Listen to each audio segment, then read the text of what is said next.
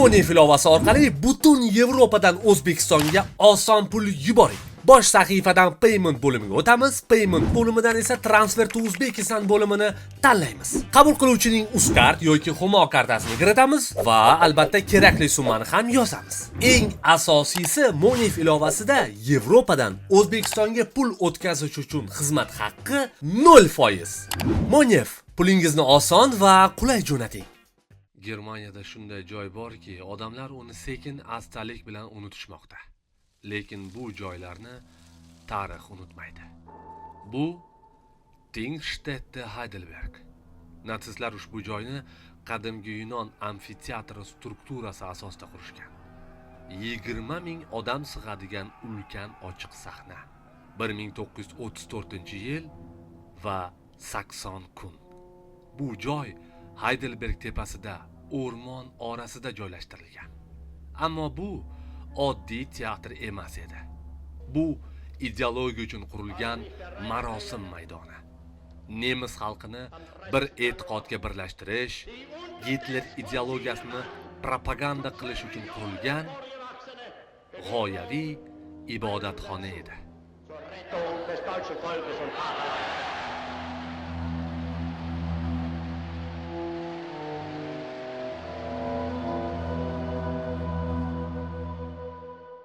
Biz siz bilan turgan ushbu joy Germaniyaning eng sirli inshootlaridan biri. Tarix, zulmat, mifologiya va zamonaviylikning aralashgan sirli nuqtasi. Adolf Hitler ushbu binolarni nima uchun qurdirdi?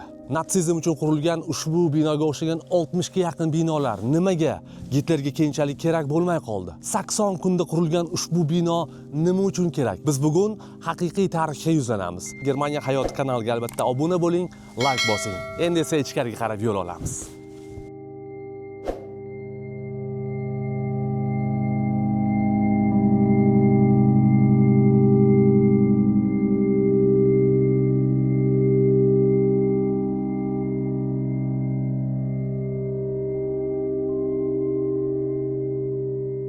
Dingstätteni qurish 1934-yil 30-may kuni boshlangan. 1935-yil 22-iyunda esa Joseph Goebbels tomonidan Freistätte Heiligenberg nomi bilan ochilgan. Bu joy natsistlar boshlagan Ting-Bewegung, ya'ni Ting harakatining markaziga aylanishi kerak edi. Ularning maqsadiga ko'ra Führer irodasi asosida yangi nemis odamini yaratish edi. Heidelberg esa o'sha yillarda G'arbiy Germaniyaning Zalsburgiga aylantirilishi kerak bo'lgan va bu uchun katta PR mashinasi kerak edi.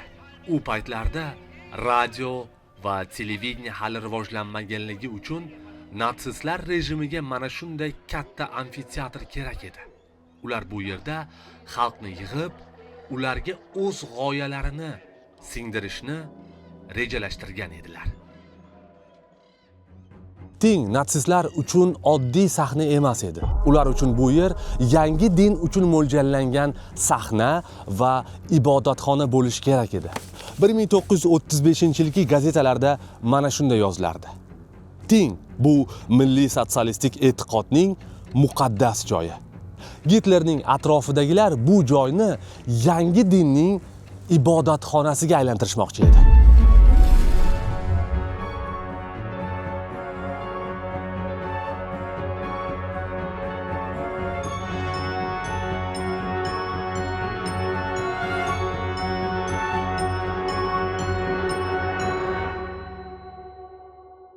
Hitler Heidelbergni bejizga tanlamagan. Bu Goebbelsning sevimli shahri. Goebbels Hitlerning eng yaqin hamtovoqlaridan. Shu sabab ham Heidelberg shahriga Daho shahri, nemis ruhining markazi kabi unvonlar berilgan. Natsistlar bu joyni qadimgi germanlarning Ting majlisi bilan bog'lashga urinishgan. Heiligenberg ustida keltlar, rimliklar, dastlabki monastir izlari bor edi. Ular buni siyosiy maqsadda ishlatishga urinib, hududni ajdodlar ruhi makoni deb ko'rsatishgan. Ya'ni ular Heidelbergni Xudoni nazari tushgan joy. Shu sabab bu yerga Gitlerning ham nazari tushgan degan ideologiya orqali xalqning ichiga kirishga urinishgan edi.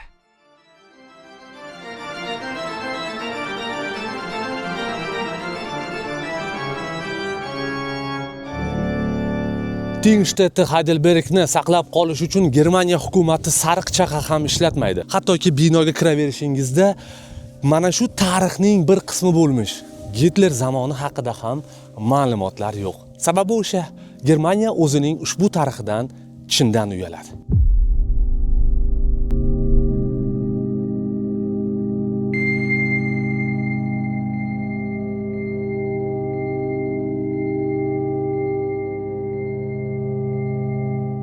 Qurilish 1934-yil aprel oyida boshlangan. Bu joylarda qattiq toshlar sabab ishlar juda ham og'ir kechgan. Ba'zan portlatish ishlari ham amalga oshirilgan. 1200 dan ortiq rad xodimlari bir Reichsmark evaziga 2-3 smenada ishlashgan. Biroq ular tun bo'yi ishlashga majbur qilinganida norozilik ko'tarilib 30% qo'shimcha haq talab qilishgan. 1939-yil Tingshtetda Heidelbergni qurayotgan ishchilar ish tashlashadi. Tasavvur qilyapsizmi? 1939-yilda natsist Germaniya bo'lib turgan bir davrda ular ish tashlashadi. Lekin keyinchalik harbiy rejim ularni bosti qiladi va majburiy mehnat boshlanadi.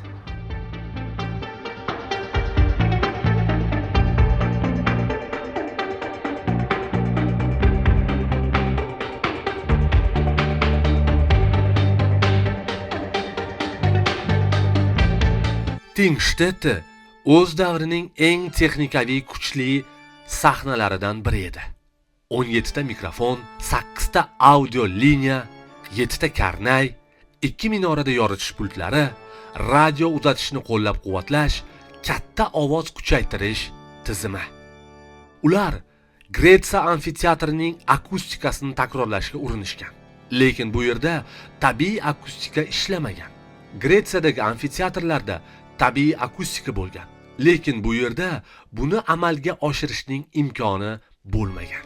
Shuning uchun bu yerga ulkan audio sistema o'rnatilgan. 1939-yil Gitler hukumatining Tingshtetga bo'lgan ishtiyoqi va qiziqishi tushib ketdi. Radio ancha rivojlandi va bunday teatrlarni qurish kerak bo'lmay qoldi. Urush paytida bu maydon bo'sh turgan. 1942-yil yutkazishga signallar boshlanadi va bu yerga flak zenit quroli o'rnatilgan. Bu joyning siyosiy vazifasi juda ham tezlik bilan tugaydi. Bor yo'g'i 80 kunda qurildi va 2 yilga bormay o'z aktualligini yo'qotdi. Bir tomondan olib qaraganda insoniyatning aqli bilan qurilgan go'zal inshoot. Lekin o'z davrida radio va televideniyaning rivojlanib ketishi oqibatida ushbu Heidelberg Tingshtetda 2 yilga bormay o'z aktualligini yo'qotdi.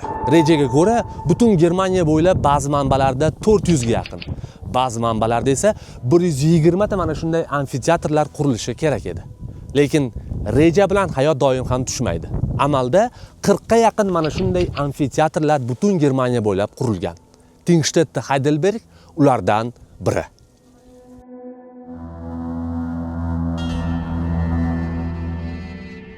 Tingshtet o'tmish, mifologiya va tarixning sirli joylaridan biri. Kimdir bu yerda qo'rquv sezadi, kimdir erkinlik. Har qanday binodan yaxshilikni olishi mumkin va albatta tarixni unutib bo'lmaydi. Germaniya bu yerga pul tikmasligi mumkin, lekin insoniyat tarixni hech qachon unutmaydi. Agar videosiga manzur kelgan bo'lsa, albatta like tugmachasini va kanalimizga obuna bo'lishni unutmang. Germaniyaning sirli joylarida va go'zal joylarida ko'rishguncha.